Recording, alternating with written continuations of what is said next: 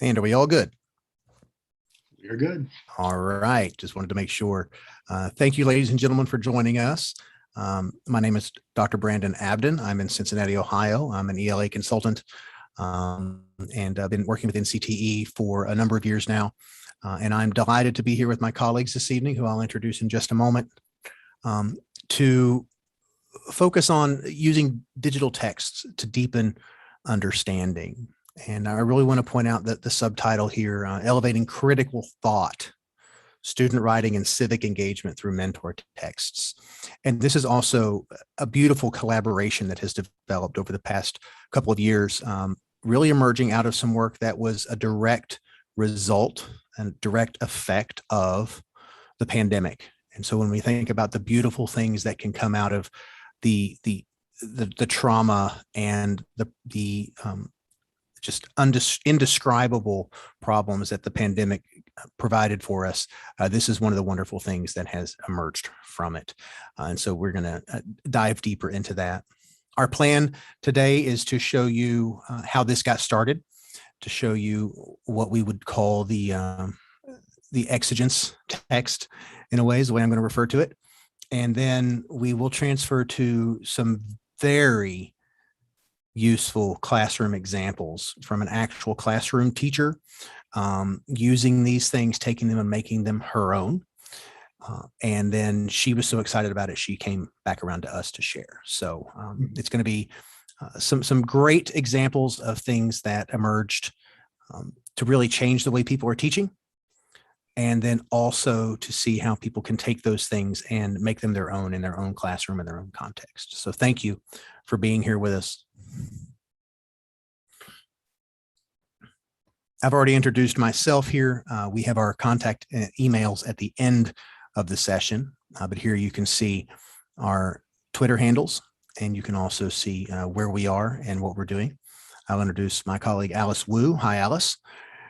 She is in Sunnyvale, California, and she had reached out to me when she was doing some of the work that she was doing last year, and I'll go a little bit more detail of that later. I'll also introduce Andy Schoenborn. Hi, Andy. Hi.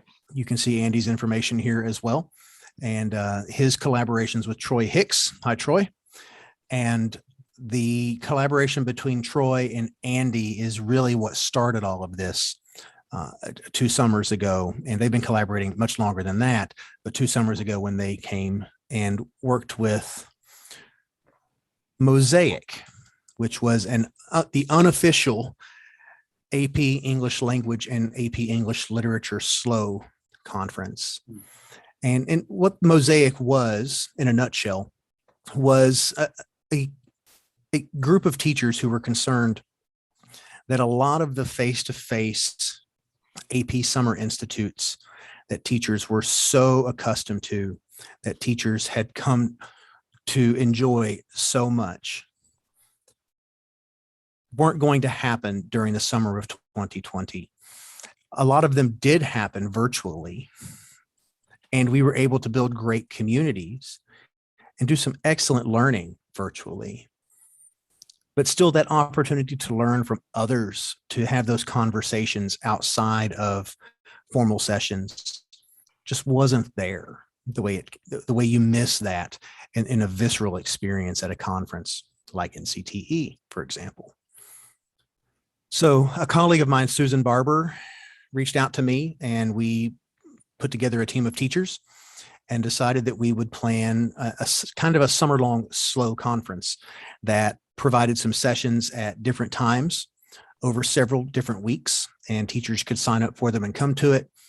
We reached out, we called it in favors. We asked a lot of people who were just doing brilliant work in the field to be keynote speakers, to be presenters, and to provide sessions about what was working so well for them in their classroom. and Mosaic was born. It was Mosaic the first time in 2020. You see this insignia here. We did it again in 2021, a little bit different format, but it was still also very successful.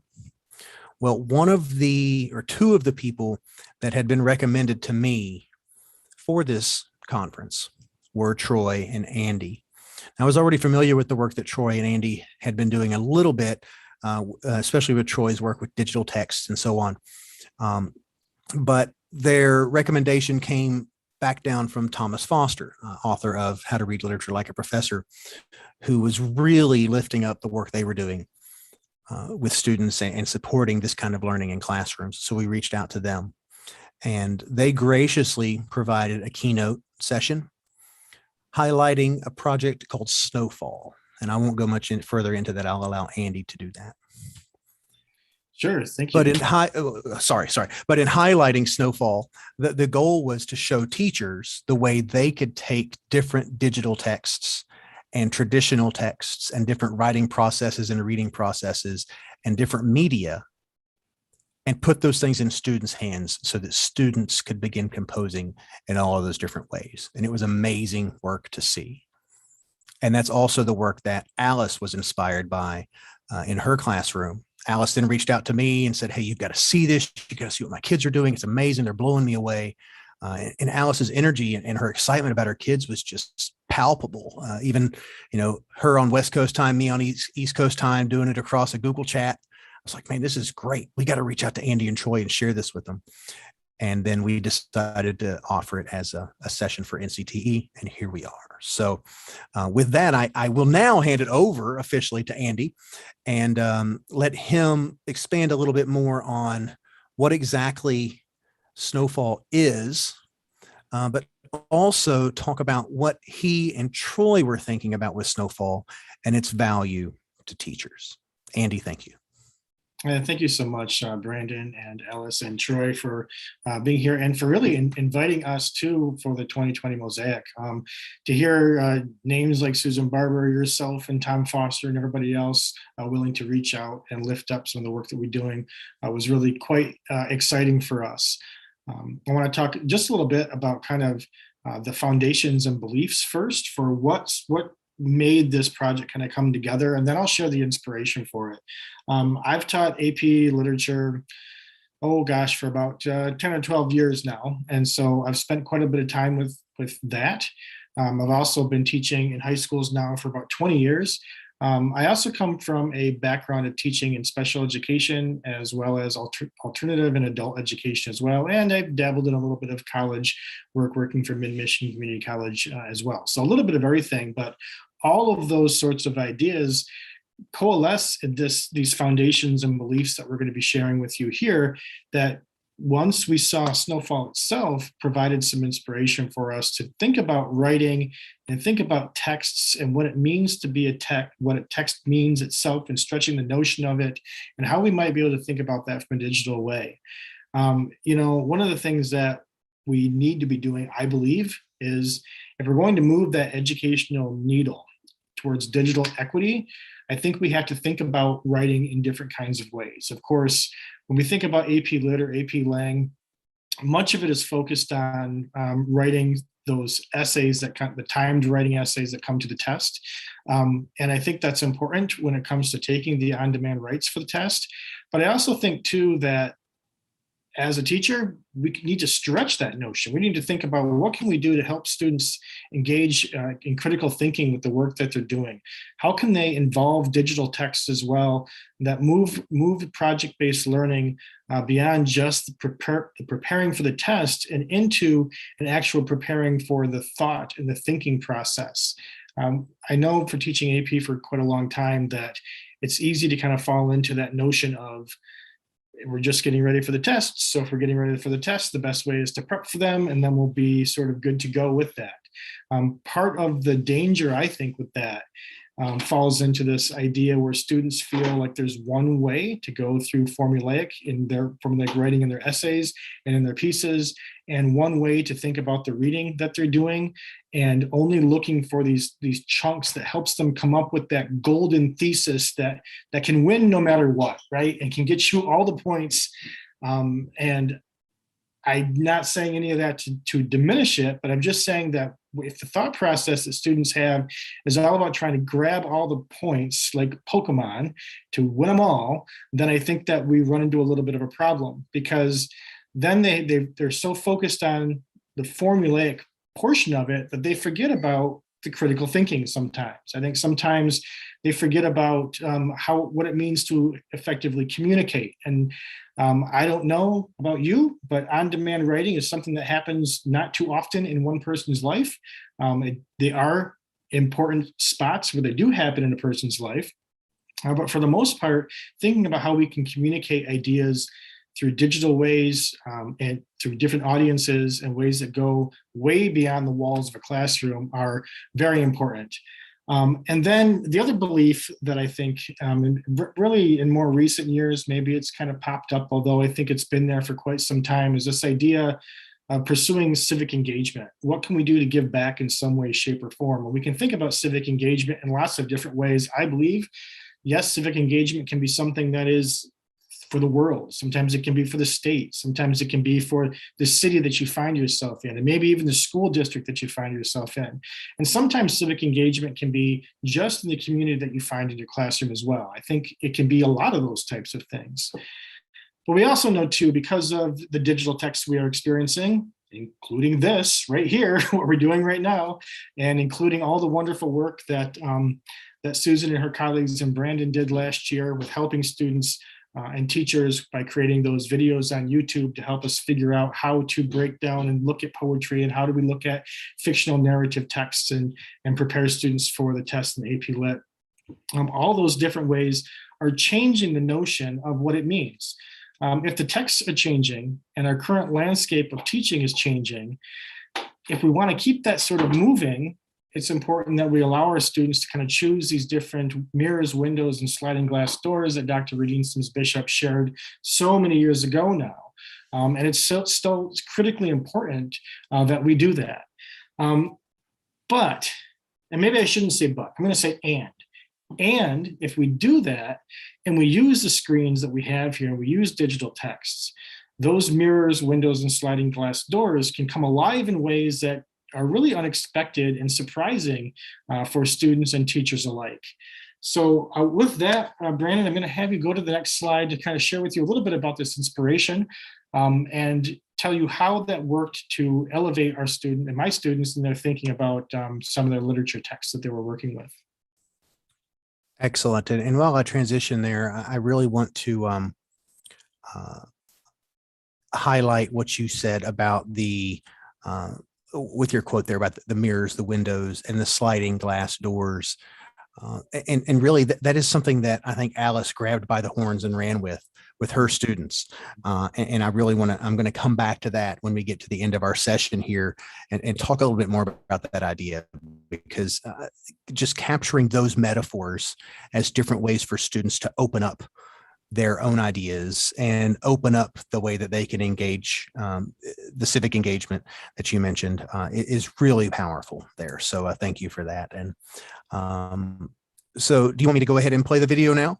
Let me just preface it for just a moment here. We're going to look at the website here in just a moment, but one thing that I want to share, and this video itself kind of captures it a little bit, is Snowfall at the time, which was back in 2012, 2011, when it first appeared, was something that kind of took the digital world, at least by storm. It had us look at text differently, and so much so that it ended up winning a Peabody Award, and I believe nearly won a Pulitzer for its creation of text within a digital format that really asks readers to focus in on story, and everything is an emphasis on that particular story. And we'll see that here in just a minute, but I'd like you to hear specifically from John Branch, the main author of the piece, the journalist of the piece, as he accepts the award, because I think he talks about that process a little bit better here.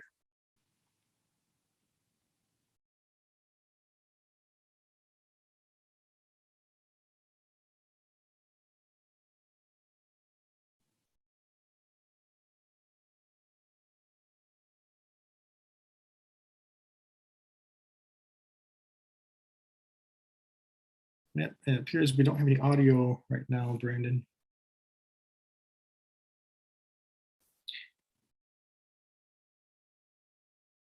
And you're on mute too. So I hear you say we don't have any audio there, and I apologize for that. I'll go back and see what could be the problem there. Give me just a moment. Okay. I think we all have, we get used to using so many different platforms. We forget which options we have to turn on when we're on certain ones. So I'm pretty sure I know exactly what was wrong with that. And so just bear with me and we'll get back there. No problem. And if it ends up being a larger issue, then we can move on without looking at the video too, which is perfect. Sure. All right.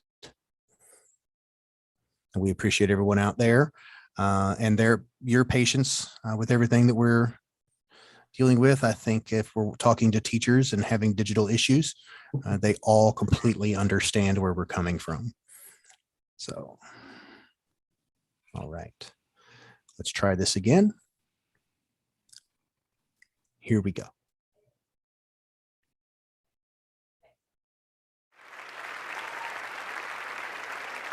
The next medallion goes to Snowfall, the Avalanche at Tunnel Creek, in which a story told on the web explains a fateful chain of now the we have Avalanche. too much audio. Elise Sogstag wore a camera that day and captured this footage. Give me just a moment again, everyone. Here We we go. were trying to move quickly, though. We knew that it wasn't the best place to be. I know some of the guys were a little more anxious about staying right there, and we were actually discussing, like, okay, we need to move out of here fast. The other group also filmed their descent. They noticed small slides along the way. That worried them. Please welcome the reporter, John Branch.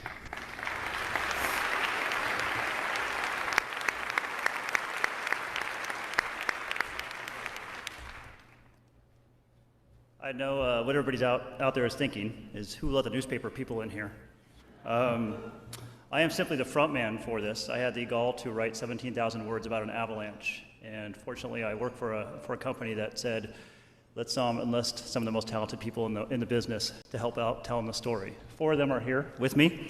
Becky Leibowitz, who's a photo editor, Hannah Fairfield, who did a lot of the graphics that you saw, Catherine Spankler, who's a video journalist, and Jackie Mint, who took all of our work and helped put it into Snowfall, which has since become a verb in our line of work to take a story, a long story, and make it look really, really nice. So thank you to everybody. We're thrilled, we're humbled, and hopefully we'll be back here again in the next few years. Thanks.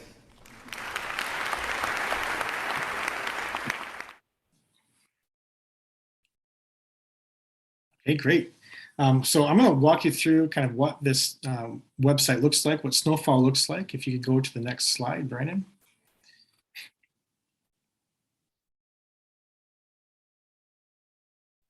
Then the lower right-hand corner, it says Snowfall in blue. Can you click on that?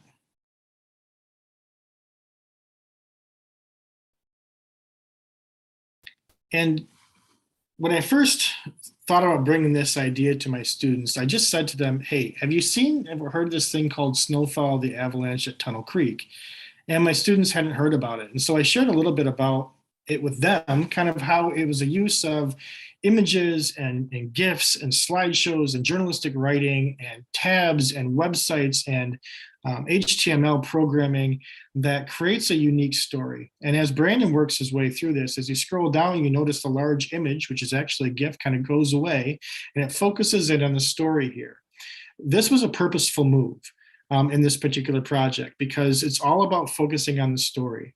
As you move through the piece itself, you run into these little places like you see with the small video below with Elise Sogstad, and she has these little video clips, maybe 30 to 40 seconds long, and you don't need to play that right now, but as that plays, it tells a moment of what that person was feeling and describing in a particular scene. In this case, the scene is a real life experience, being trapped literally in an avalanche and wondering if she would be able to get out. And as you can see there in the quote, she wondered too if she could breathe and couldn't breathe very well. Keep scrolling down. As you continue to read this piece, if you were just imagine you are with me, you notice it has different subheadings and then goes into different moments of it. In this case, it's describing Tunnel Creek. And I'm not sure if it's going to bring it up right now. Maybe it will. Sometimes it loads a little bit. It looks like it's trying to. There's a loading screen here that brings in a Google Earth simulation that kind of does a 360 helicopter view of Tunnel Creek. It's not coming up right now, but it was when students saw it at first, and it was pretty interesting. They were interested in that. Keep scrolling down, Brandon. And then integrated with this were different actual photos, primary sources with some subheadings on the primary sources that continue to tell the story and the history of the danger of Tunnel Creek. Keep scrolling down, please. And it continues in this pattern until you get all the way down to the bottom, and it should bring up another kind of, it should bring up like a satellite image view.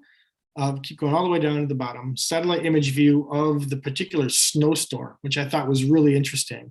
This is what we see. This is not a rendition of the possible snowstorm. This is the actual snowstorm from a meteorological perspective that got brought in. So you don't need to go into all these tabs. You can just leave it right here. But if you look at the top of the screen, you see Tunnel Creek, you see To the Peak, you see The Descent Begins, A Blur of White, so on and so forth. And as those tabs go, it continues to tell different portions of the story. Students thought this was amazing. They thought it was fantastic. They thought it was really, really cool. And I thought it was a way for us to think about not maybe something that happened in real life, because I'm teaching AP Lit. I thought, all of these components are happening within the fiction that we're reading anyway. They usually begin with some sort of environmental event that happens when I think specifically of Things Fall Apart, or I think of Siddhartha. I'm trying to remember the stories we read at the time. Those usually begin with surrounding some type of element as it goes. And I thought we could probably take this, and I asked students if they wanted to give it a try. Do you want to give it a try? We can look at our books, we can read our books, we can gather our notes, and we can think about writing from multiple perspectives. And they were pretty excited about this. And the first question was, do you think we can really do it? And my answer was, I don't know. I didn't know if we could do it. But I did say this, let's give it a try. We can figure out the writing, we can figure out the digital portions of it, and then we can see what happens. I also told students I am not expecting it to look like New York Times snowfall, mainly because we're not all award-winning journalists working for the New York Times and getting paid and spending 8 months working on this. But we are students who like what we're doing pretty well, understand text pretty well, and we can spend at least 6 weeks or so and see what we come up with. So if you can go back to beautiful right now, Brandon, that'd be great. You can see how the integration of the images works with Snowfall too.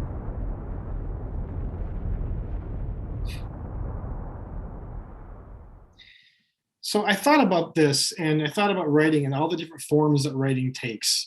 In this particular piece, and you saw in the Peabody Award-winning video clip, there was not just the journalist, John Branch, but all the people that worked with him. And so in this case, I thought about what does that mean for us as writers?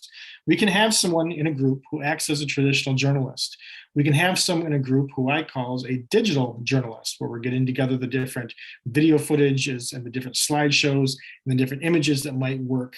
We can also have someone who might be a graphic designer, because that's a role that writers take on too. We have to think about our audience. We have to think about rhetorical moves. We have to think about how we can work within a digital space.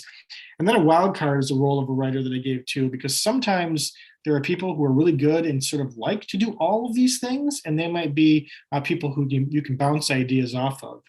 I'm not going to have you click on this, but we did spend some time consulting the New York Times authors, because I did a quick little search and they actually shared how they made Snowfall. They shared how that project unifies text, and we studied that and looked at that and used that as a way for us to, really dive into what this project was all about. Those are links that you could click on.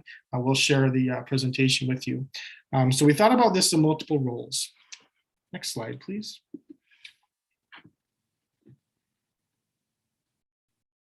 You can go to the next slide, Brandon, if you're ready. Thanks.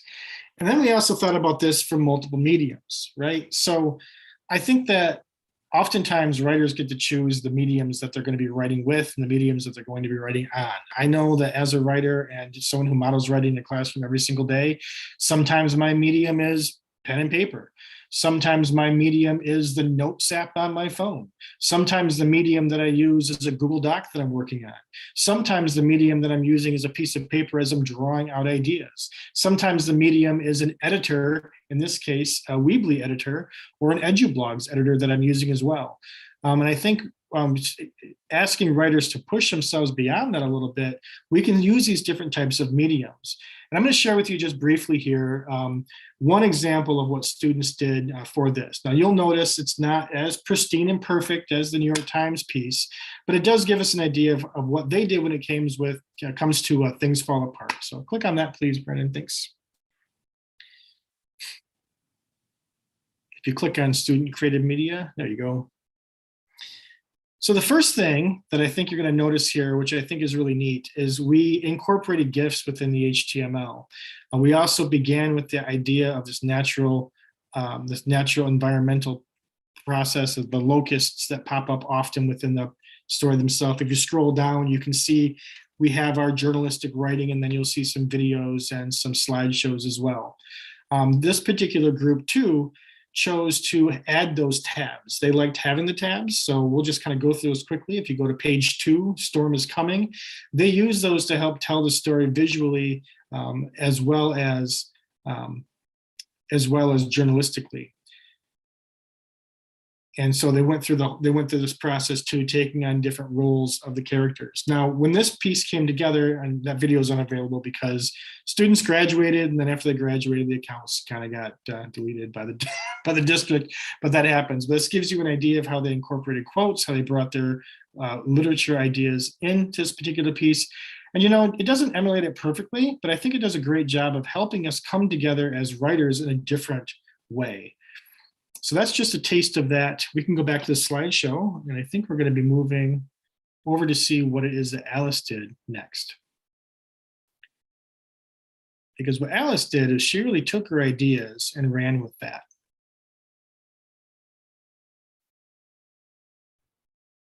All right, Alice. So I want to go ahead and thank Andy, and we'll come back if you have questions or comments for Andy here in just a moment.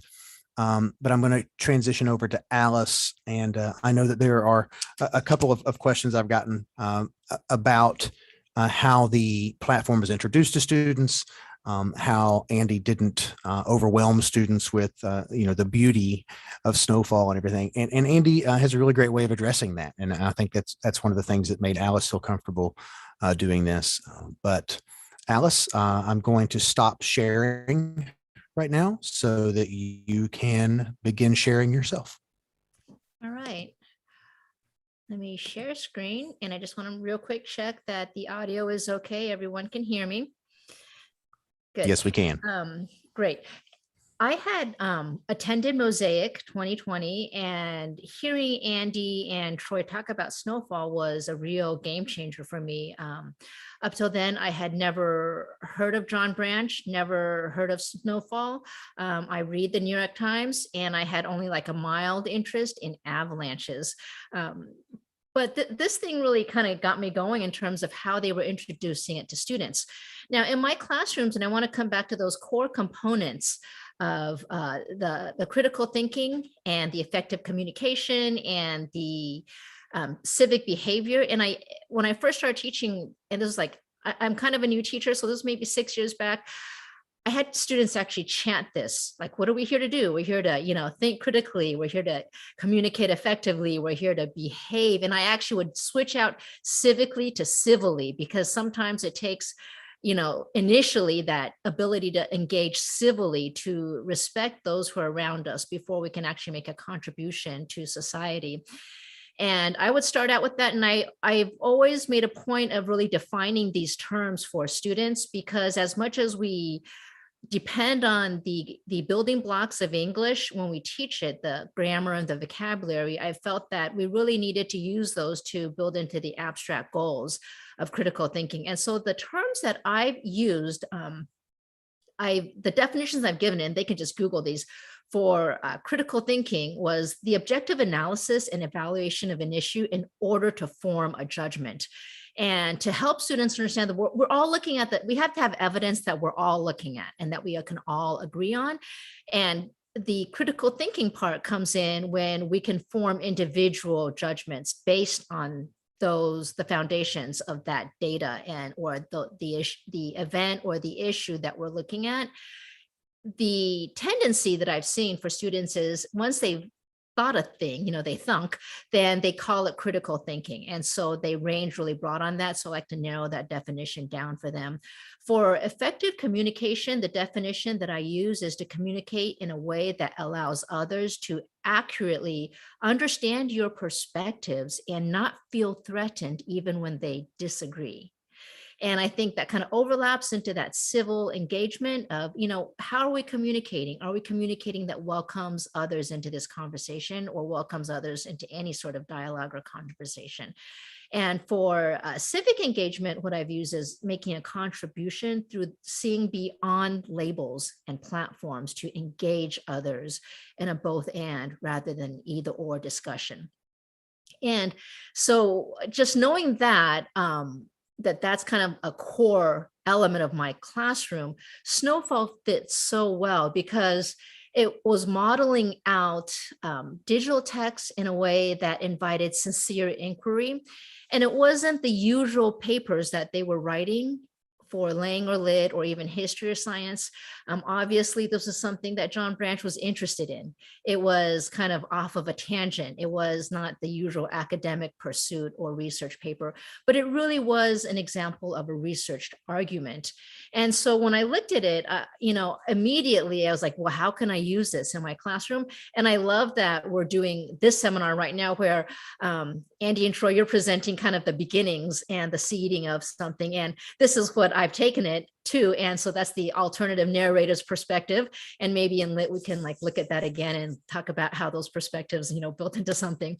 But Snowfall, aside from the aesthetics of it, I really like that there were components that we could take apart in terms of the visuals and the audio and just even the moving pieces. And then there was, again, that textual analysis of it.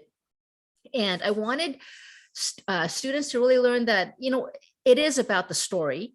And hopefully eventually that they end up with the idea of it's not just about a story, it's about their story. And how will they tell their story in order to engage others? And this was actually the first time in 2020, and this might come as a surprise, that I realized that there's more to digital text than memes and PDFs. And I think that was really my previous understanding that digital text, it's a PDF, or in class, we might look at memes for something fun to do, but this was something that would challenge students. And it was also, in 2020, I started understanding, as I should have all along, that these students were going to face a world that was different than the one that I had grown up in. And I had to move beyond my own understanding. So that first engagement and that first big change and adjustment really had to be in my mind.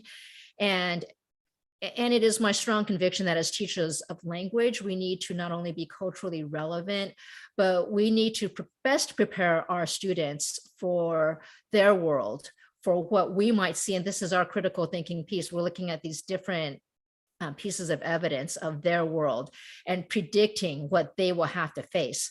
And so while the basics of language, they won't change, but the medium in which they interact, it's going to change. We know that for sure. And they will need to know how to leverage that if they are to achieve any sort of effective communication or civic engagement. And it's all possible that their greatest platform might be something like TikTok. But we also get that if they have a deeper understanding of analyzing digital text, and if they can master those components of communication, then they can really tap into the potential of these platforms as tools and overcome what these platforms have often become in terms of definition for this generation or the shapers of the generation. They can actually have mastery over the platform so that it's more than that. they can handle it to define themselves rather than be defined. That was something I really liked. I'm going to jump right into the slide deck that I have for Snowfall, the assignment.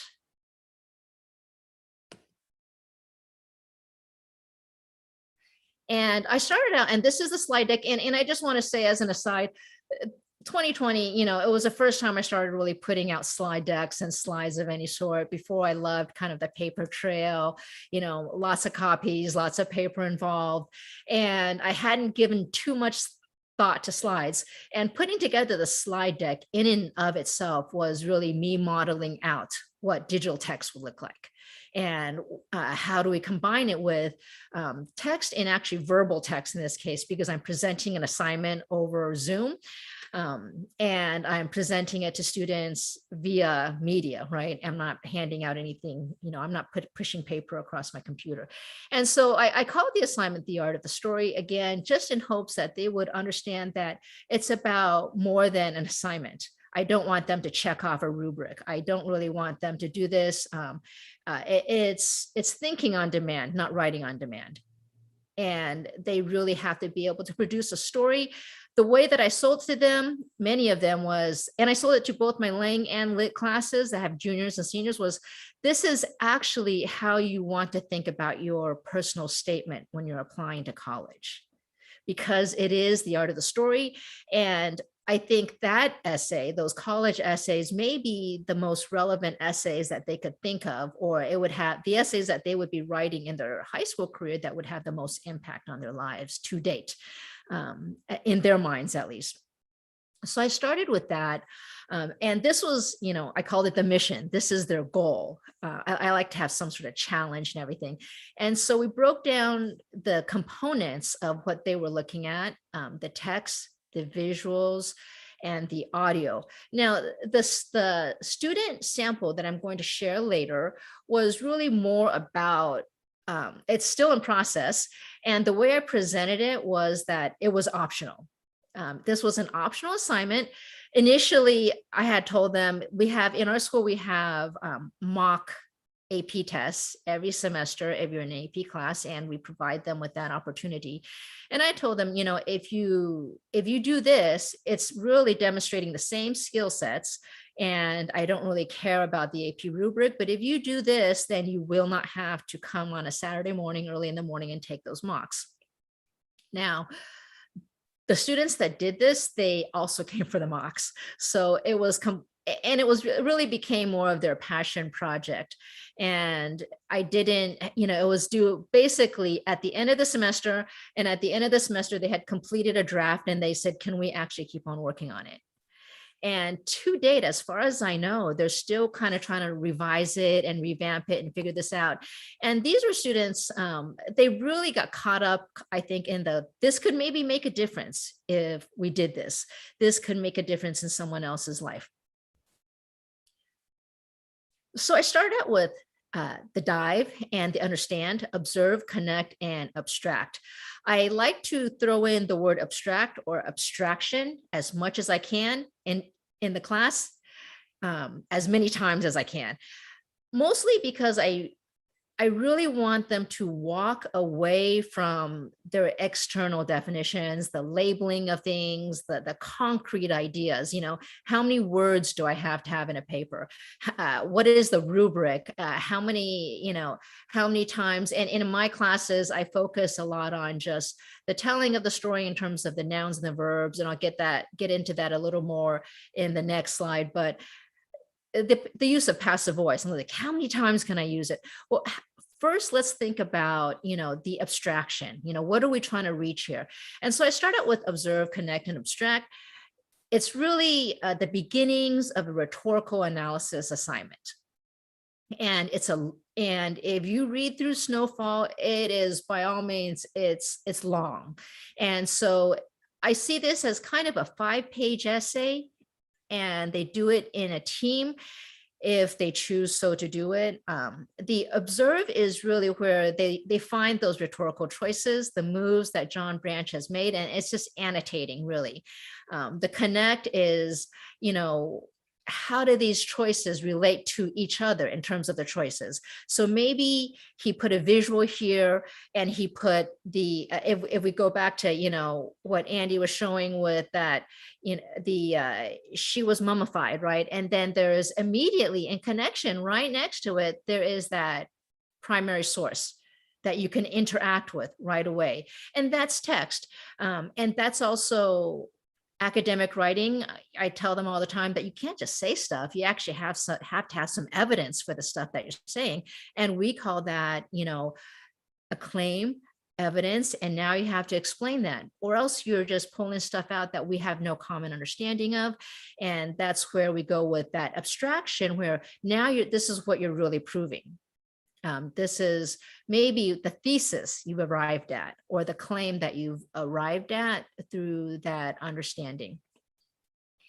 And so the second slide is really part of that same first assignment of that, you know, it's roughly 5 pages. The sample I'm going to show you, these guys, I think they actually ended up writing almost 10 pages for this, but that analysis, and the analysis is really the nitty gritty of on the rubric, I guess we would call it the commentary, right? And so they're commenting on the evidence that the choices that they've found in that first slide, but now we've come down to the structure of it. You know, if we look at the tabs, why those tabs? Why those titles?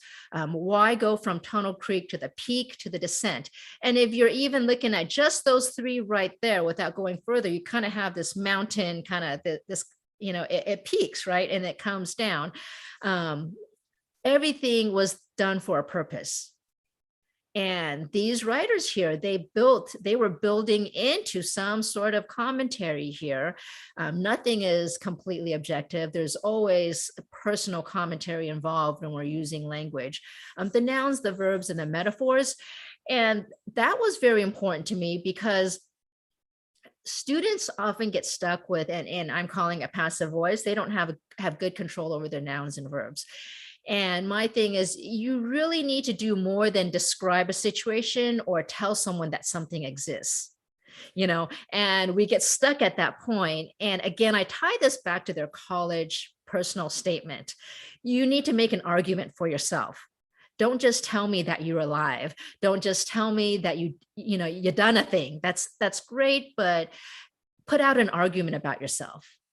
And one of the texts I started out with when I started teaching AP Lang was everything is an argument, and everything really is an argument because we are humans, we are subjective, we don't refer to ourselves in the third person, right? And so we're always saying something.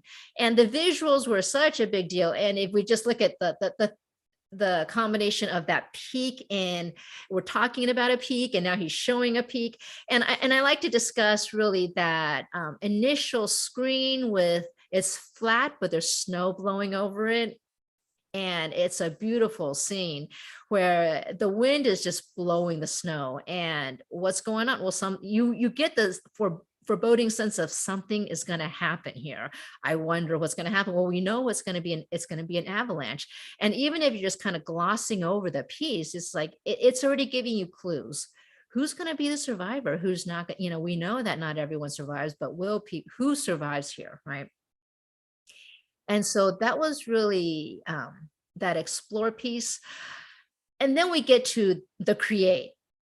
And whatever choices that they found and analyzed in the dive, in the understand part of it, I wanted them to use those same choices in their creation. But they would, they're not going to talk about an avalanche. They could find their own topic, whatever interested them. I told them, to stay away from, I'm going to talk about the discovery of DNA, or, this isn't what this is really about. It's really finding the meaning in the mundane things in life, really. And I think that's what's valuable about language, that we can do that. We can find that meaning, and we can bring out deeper meaning.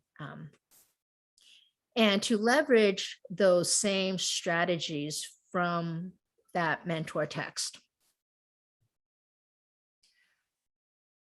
So these project milestones we started in about the 5th week of school when, we had done other mentor texts already. And so that was a big deal to begin with. How do you use mentor texts? And so they would have to kind of get a topic approved. And between each milestone, I gave them 3 weeks. So I wasn't tight on the deadlines. If they needed 4 on something, that was fine, even if they needed more. And so the first one is, we would kind of go back and forth on how will you approach this topic? So there's a topic, but what do you want to say about the topic? Is this feasible to approach? What kind of sources are you looking at? What are the primary sources? What are the secondary sources? What's already been said about it? And that's where, a lot of times we talk about entering into the conversation. That's every researched argument ever. Someone has already said something about it, I'm sure. What is your entryway to this conversation, and what is your contribution to this dialogue? And that's civic engagement right there. You don't have to go out into the street and hold a sign. That's not always civic engagement. And that isn't always the best representation of civil engagement. But how do we bring deeper meaning into this? So those conversations happen there. Milestone 2 was then they have to complete that analysis of snowfall. And I wanted them to walk away. Again, we talk about the devices versus the choices, right? Are we just talking about, oh, look, that's really neat. He put in this or that. But why did he do this? What do you think John Branch's comment on not necessarily avalanches, but really human nature? Because this was a piece about people and the decisions that they made and how did they come to those decisions. And sometimes, for students, when push comes to shove, they don't make the best decision. And this was one of our conversations with Snowfall. Is like, sometimes they made the better decision, but not necessarily the best decision. And there's a distinction there. How did Branch really push that out to show that? He didn't just come out and say that, oh, this person didn't make the best decision, or this person, wow, they made a great decision here and that saved people's lives. That wasn't what he said. He really used the visuals, the primary sources, and the way that he discussed it and told the story to bring that out. And so I wanted them to look at snowfall in that way. We would, after they did that, their topic kind of shifted. Their ideas of what they wanted to bring forward shifted a little bit. And so we would check that. And it was really independent between milestone 3 and milestone 5.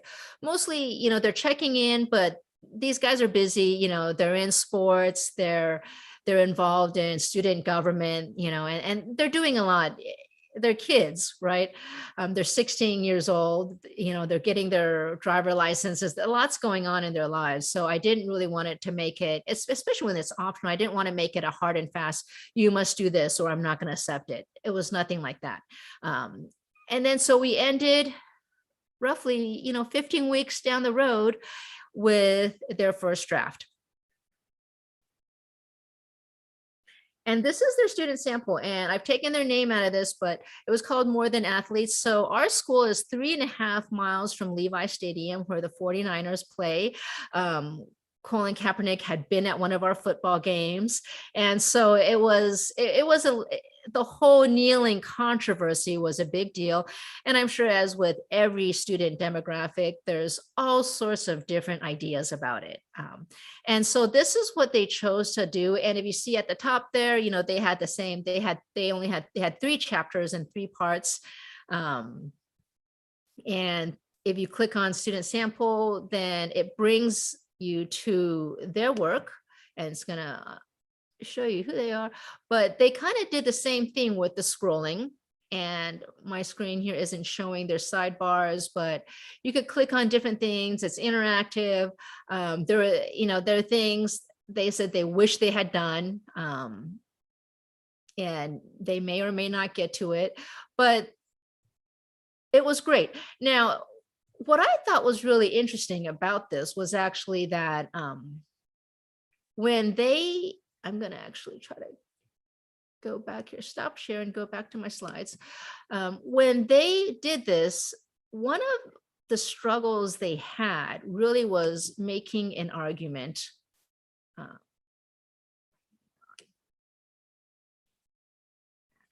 sorry, hang on just a minute.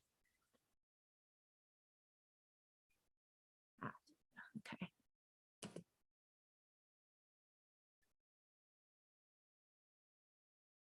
No, that's not coming out.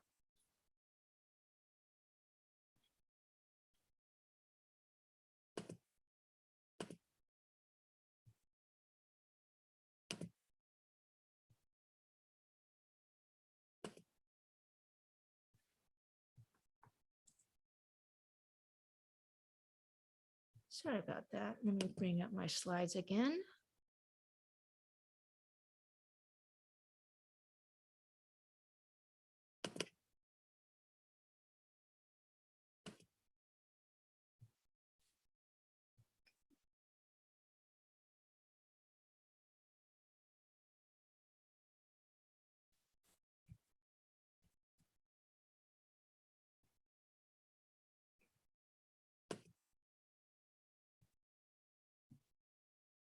Sorry, computer's being just a little slow here.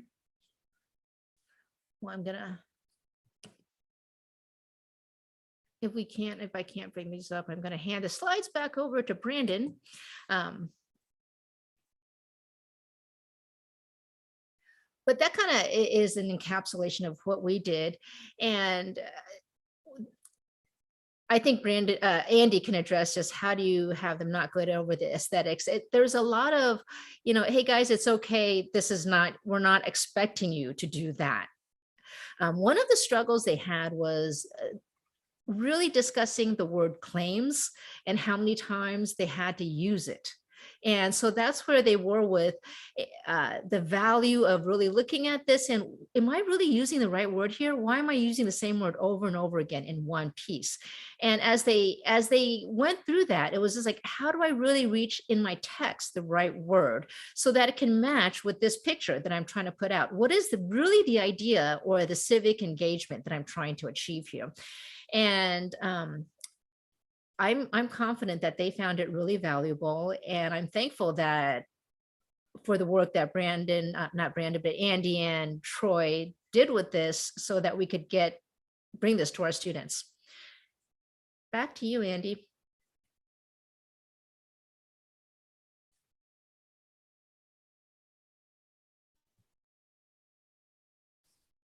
Well, we try to get those slides up here. Maybe Brandon can help get those up. But I love that Alice took that idea and went abstract with it. And of course, it's not terribly abstract, but she's moving off of it from the idea similar to what I did when it comes to using lit. But the way that her students were able to connect with that with real life situations and scenarios, I think was pretty amazing. I think if we can go a slide that goes past where we see Colin Kaepernick. Absolutely. Give me just a moment here and I'll make that move. Sure, no problem. All right. There we go. And then what I have to do with my students, because the big question came, is how in the heck are we going to grade this thing? That's really challenging because a lot of times what happens with projects is, at least in my classroom, it happens, and I see this all over the interwebs, it happens, like students make this really beautiful thing, and isn't it fantastic? And look at the artwork, and isn't it great? But a question that I often think of is, okay, well, how is it graded? Then how is it becoming relevant? And are they just making a product, or are they actually thinking about process and working their way through it? And then how do we sort of grade that particular process and ask those types of questions to get some feedback from students? And so what I chose to do is I asked students to share their final pieces on something that's called a gallery walk presentation. You've probably heard of gallery walk presentations before. In those gallery walk presentations, what I did was we had, I think, 6 or 7 different groups. And I had them take their computers, just like you see here on the screen. I had them bring up their website, go to 6 or 7 different places around the room, find their team and get together. And they would take about 8 to 10 minutes per team and act as docents in an art gallery.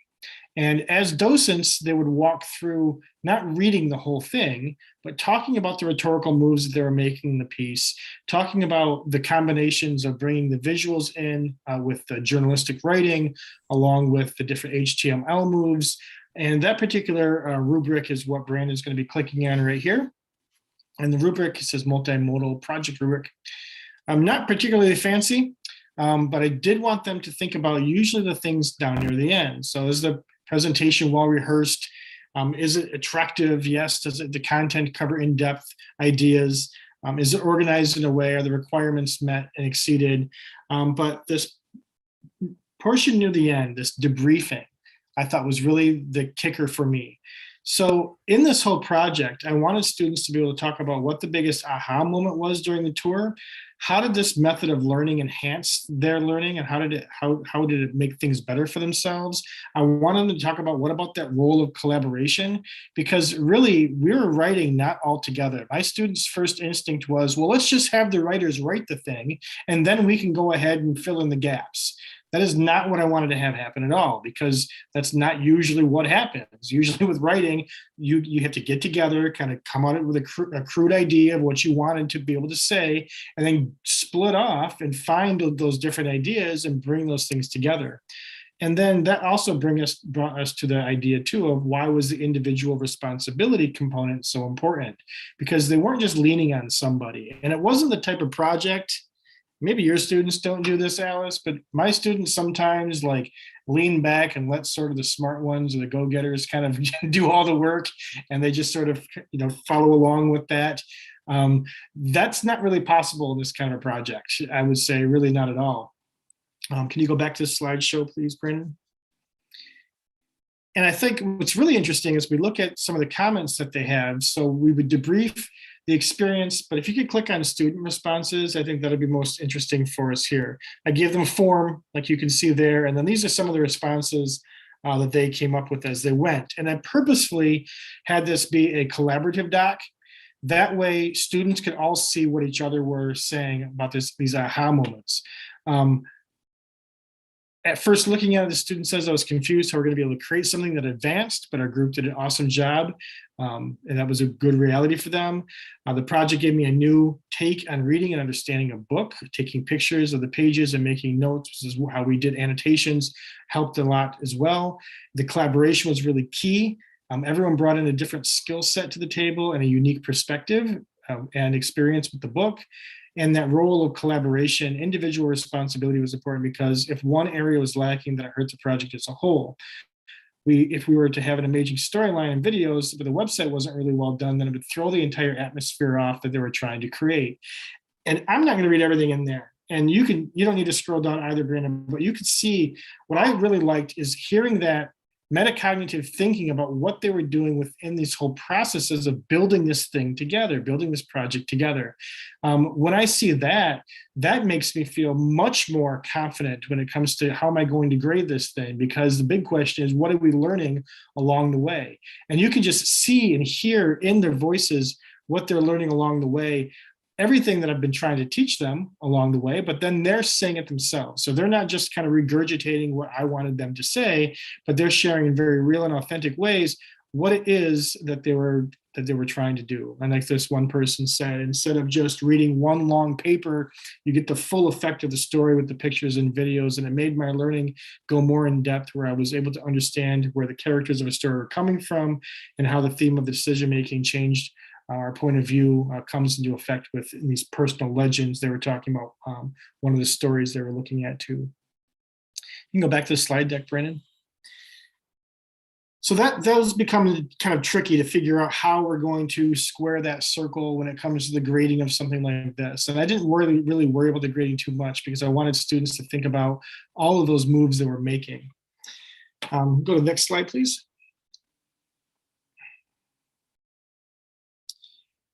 And so some of the questions that often get asked, this whole idea about what about accountability, and I think I talked about that just a little bit. I mean, the way that the project was set up, and I framed it for my students, that it was going to be group work that like they've never experienced before, because you couldn't just ride the coattails of somebody else. Or if you were that person that was really worried about your grade, you couldn't just drag other people along through the process so that you could get your grade. You had to work together. So the accountability was already invested right there. And when students would go off on their own to figure some things out, as far as what they were writing about, when they came back together, they had to have purposeful conversations, not only about the text, but about the writing that was happening, about the ideas, about what is a story that was kind of being told. As far as how it might fit into a unit plan, Alice took one approach. One approach was it was almost like a personal project over 15 weeks. Where students would have worked on it perhaps on their own, or maybe spent some time, maybe during a genius hour, to fit that within a unit plan as well. For me, I use this specifically as what we did in class. So it took us about 6 to 7 weeks. I'm pretty flexible with my dates as well. It sounds like Alice is too, because processes like this and writing like this doesn't always look like writing. Sometimes it takes a lot of thinking and trying to figure out the moves you're going to be making before you're just nose to the grindstone, crunching out words. And so when it comes to that question too of how much time is needed, I think it sort of depends.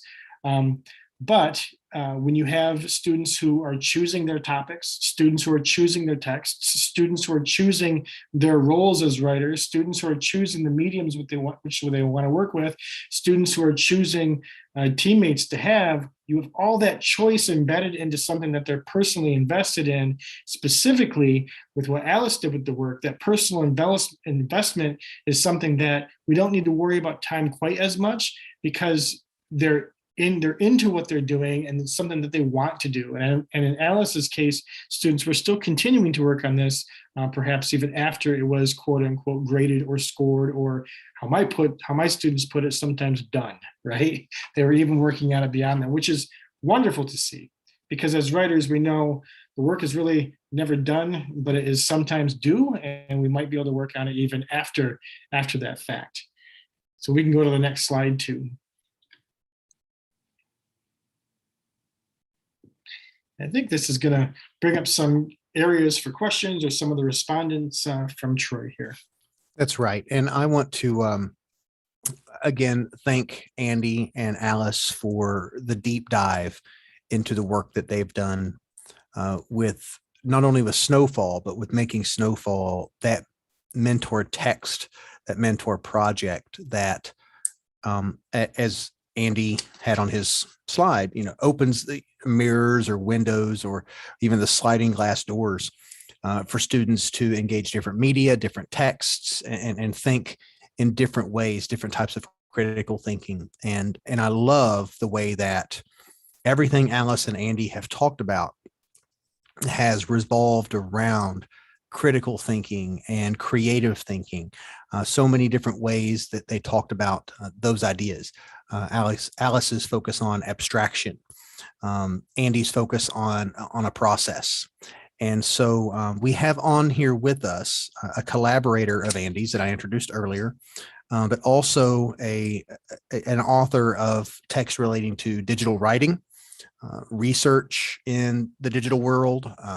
You saw an excerpt, a rubric from a co-authored text between Andy and Mr. Troy Hicks on creating confident writers.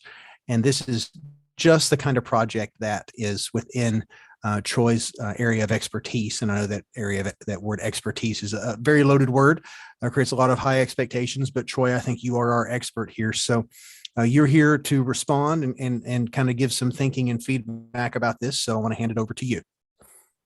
All right, thanks so much, Brandon. And since you plugged it already, I'll hold up the book, Creating Confident Writers. Andy and I were fortunate enough to be able to collaborate on this, and you can find more information on both our websites and Twitter feeds and all that good kind of stuff. And we document a lot of what we've done in the project in Creating Confident Writers. So when Alice introduced the beautiful.ai interface a few weeks ago, and we're like, oh, what slide deck are we going to use? The one cool feature that she showed us was the word cloud. So actually, yeah, Brandon, if you're able to go back to that word cloud for just a moment, I've been typing and taking notes, and rather than tweeting, I've put that word cloud together, or at least beautiful.ai has helped me do that as well. So a few things that really stood out for me. One, just this overarching question about why. It was all answered in audience, purpose, rhetoric, critical thinking, deeper thinking, engagement, community building, collaboration. What was really part of this for me, working with Andy on this project and seeing it go through multiple iterations, and then hearing Alice's kind words about our presentation at Mosaic and what she did, was all the work that students do together. And it really reiterates for me parts of NCT's definition of literacy in a digital age, that all of this is interconnected and malleable, and the ways in which we work together really enhance and bring out the best in all of us. So that was interesting. I also thought it was interesting how we talked about different types of evidence, and we were thinking about everything. So I heard them say things like writer's craft and writer's moves, but I also heard them talking about the different media elements. So text, image, video, audio. When, where, why, and how do we want to employ those different pieces of evidence to further the argument, to move it along? And I would also just highlight a few other things, criticality, metacognition, reflection. All of those things were in there. So as you kind of look at the overall word cloud here, what I really tried to do was just say, okay, hey, we have a number of different things that we want to highlight. Obviously, Andy and Alice in the middle, but you'll also see that the smaller words, AP, it wasn't just about AP. I know that Andy is doing this now with students in different contexts outside of an AP classroom. The smaller words, things like the video, the images, the maps, those were important, but they weren't the overwhelming component of it. It was something more about actually crafting the argument and then using those as a tool. And then you'll see some of the other bigger words. I really liked Alice's framing around milestones, giving students those touch points to land on and to move forward with. And then also just reiterating civic, critical, some of those ideas that we're moving beyond the classroom. So all of that to say that I think it's not an either or, it's a both and. We can teach students how to make the effective academic argument in an essay, and we can also invite them to compose multimedia texts. So those are some initial thoughts, and I know we're going to open it up for a little bit more dialogue here. If there are no questions in the chat, I know that Brandon, you've probably got some questions to bring to Andy and Alice too. Yeah, and a lot of these questions are things that coincidentally or just through our planning, and I don't want to say that our intentional planning, but with all of this, but with our discussions as we were leading up to this, ended up being addressed. But Alice, I want to put you on the spot for just a moment, because you used a phrase earlier about how this project helped students shift from a both and mentality, to a both and mentality, not necessarily an either or mentality in their discussions. And I wonder if you could say a little bit more about that, because I really like the way that that would extend and transfer beyond this project.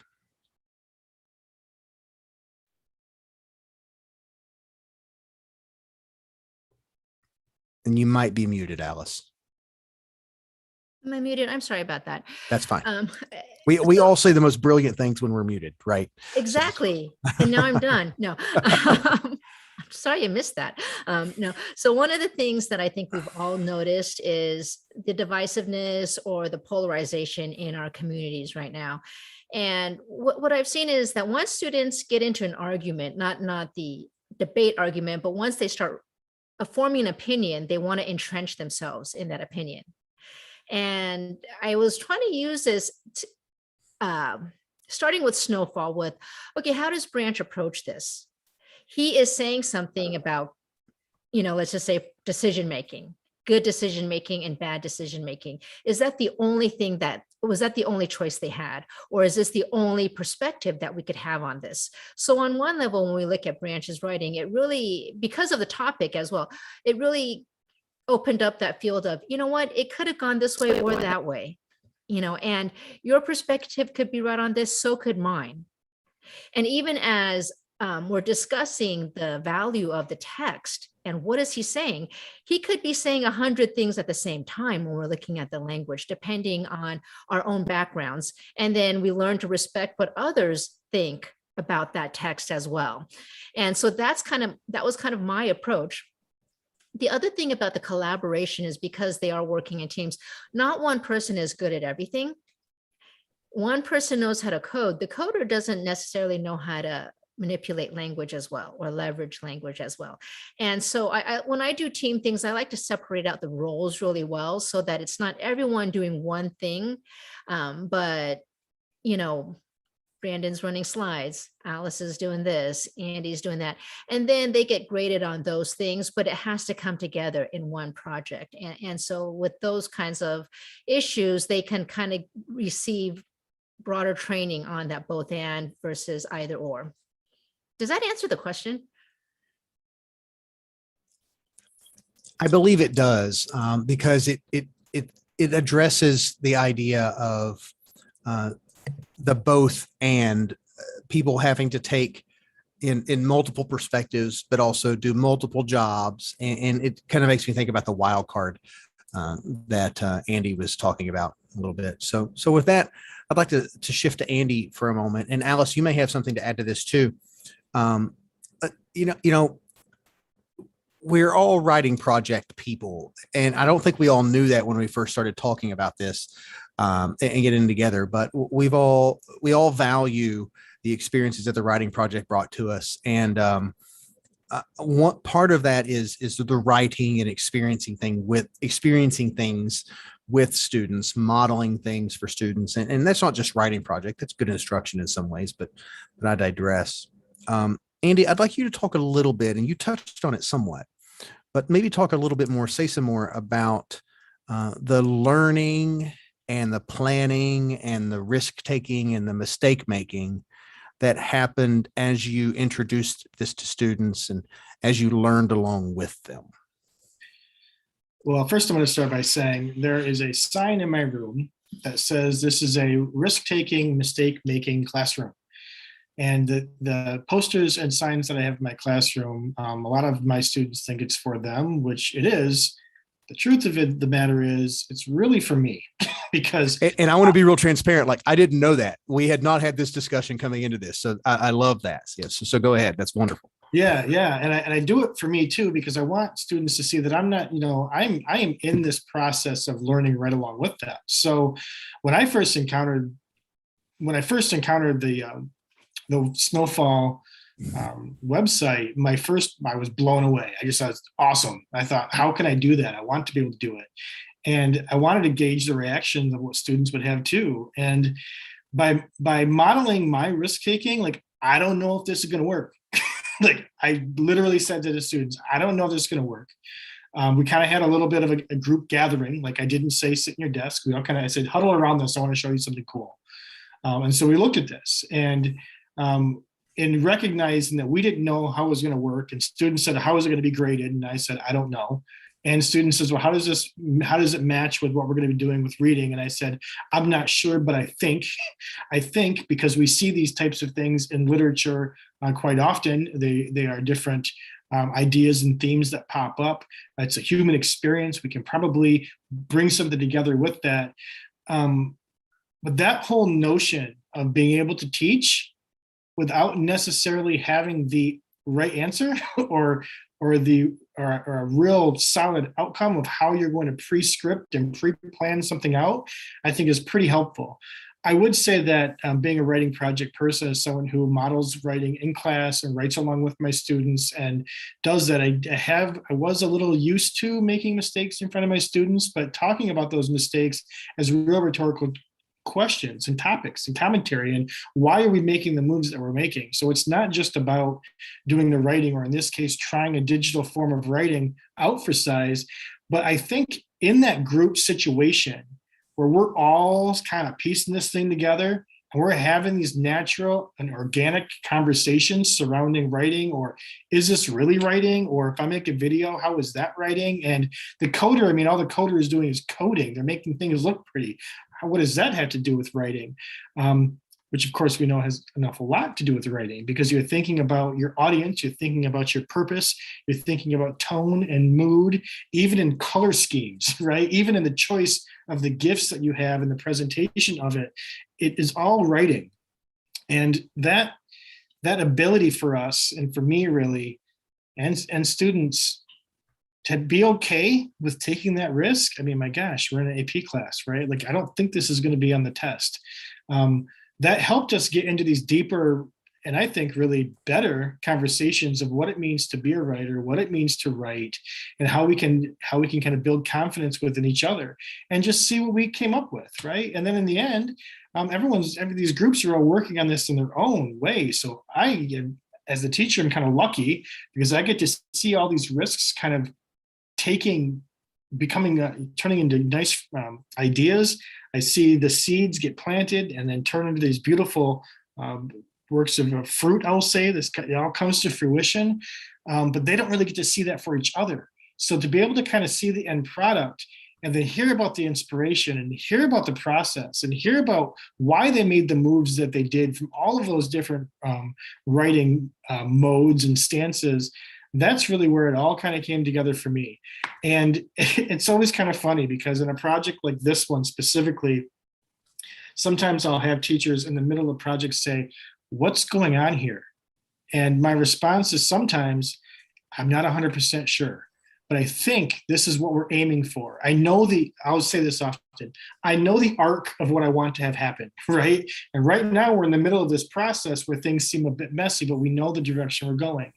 And as writing project folks, and maybe I know for myself as a writer, there is not a straight line that follows from like brainstorming to first draft to revising and editing to final copy. Like the whole writing process does not usually happen in a straight line because there's risks that happen within there. There's different ideas and iterations of ideas that come in there. There's different changes and extrapolations, and we begin to abstract our ideas as we're learning and growing through that process.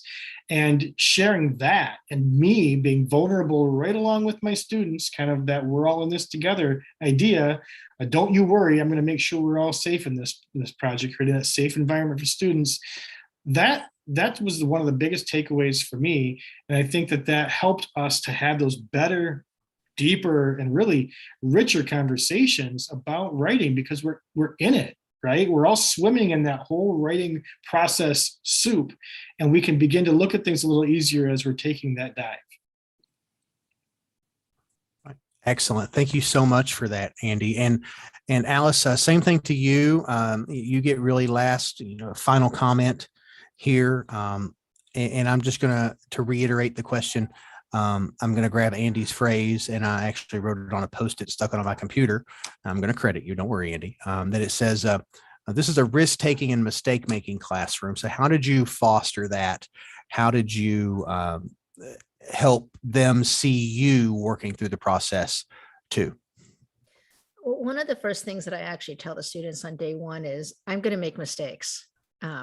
In writing, verbally, I make mistakes in the syllabus, and also things change. So we have, I think in every classroom, there's a timeline for everything. Administrators want to see a calendar, this and that, but it doesn't always follow that timeline. Dates change depending on, where the students are at, what I've assessed them in order, in terms of what they've achieved, what they're able to do. I don't like to push students beyond what they can do or what they actually become competent in terms of before they, if their tools aren't there, they're not going to perform well, right? And we kind of set them up for failure. And so I give them that in terms of this. These are the skill sets. And my classroom is it's competency grading, or it's skills-based grading, where feel comfortable doing a thing before you're actually graded on the thing. And so I give them that room. Admittedly, I'm not always writing alongside them. but I'm evaluating alongside them as we evaluate together. What do you think of this? And these are my thoughts. What are your thoughts on it? My thoughts aren't always the right thoughts just because I'm the teacher, or just because I'm older, or just because I have more vocabulary. Doesn't make me, that doesn't give me more authority. What is valuable is to see, what are you taking away from this? And one of the things that I constantly challenge them to think of is, what are you really trying to say? What are you really trying to say here? Do you feel like this is what you wanted to say? And if it's not, then just do it again. It's fine. So thank you so much again for that. And with that, I know we could keep going, and I have more questions, but I want to be respectful of everyone's time. Thank everyone for joining us live here, and thank those of you who are viewing this asynchronously at NCTE. And we really appreciate your patronage of NCTE, especially given everything that has gone on with the pandemic and with the cancellation of face-to-face conferences. It's great to support the work of your colleagues. And so we always encourage you to reach out to us if you have any further questions. Our contact information is on the screen, and we're happy to share materials. So thank you so much, wherever you are in the country or in the world. We hope you're safe. We hope you're warm. We hope you're with loved ones, and take care. Please be in touch.